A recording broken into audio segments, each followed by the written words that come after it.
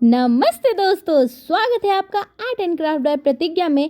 क्या आपको लगता है कि एनिमी की दुनिया में कोई नोबारा से ज़्यादा स्टाइलिश और फेयरलेस हो सकता है? बता रही हूँ जुजुत्सु काइसन के सबसे बोल्ड और हमारी फेवरेट नोबारा कुगिसाकी।